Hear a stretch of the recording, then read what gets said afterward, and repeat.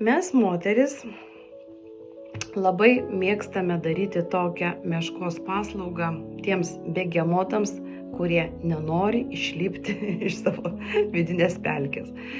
Mes stengiamės juos iš ten tempti, tai energetiškai, ten kelti, dvasiškai ugdyti, perkeisti. Mes juos norime paskatinti augti ir galiausiai pačios kenčiame.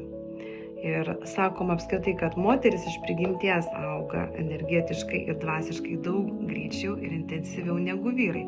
Todėl jos paaugusios, jos sąmoningesnės ir jos ima norėti, kad ir vyrai eitų tuo pačiu keliu, kartu augtų.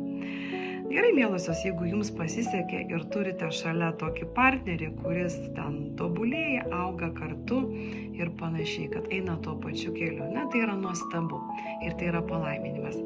Bet dažnai pasitaiko taip, kad vyras lieka tame pačiame taške, toje savo komforto zonoje, toje pelkėje ir jūs kylate, jūs, pavyzdžiui, augate. Žinokit, tas vyras, jis nėra tik tai kūnas, suprantat, jisai yra siela pasirinkusi tam tikras gyvenimo patirtis. Ir galbūt jam taip ir reikia, suprantat, jisai taip nori, jis nenori augti, jis nenori keistis, jam gerai taip, kaip yra.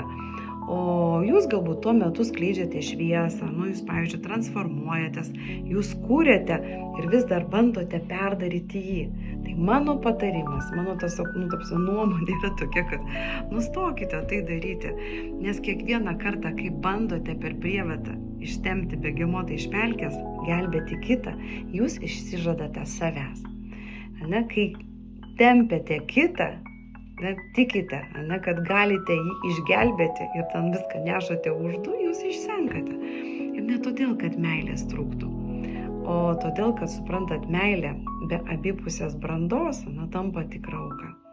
Tad leiskite jam likti ten, kur jam gerai. Ir tai nereiškia, kad jūs juo nebesirūpinate. Tai reiškia, kad jūs pagaliau pasirenkate pačią save. Jūs pasirenkate nešti savo šviesą toliau, net jeigu jis pasirenka tamsą. Ir tai viską keičia.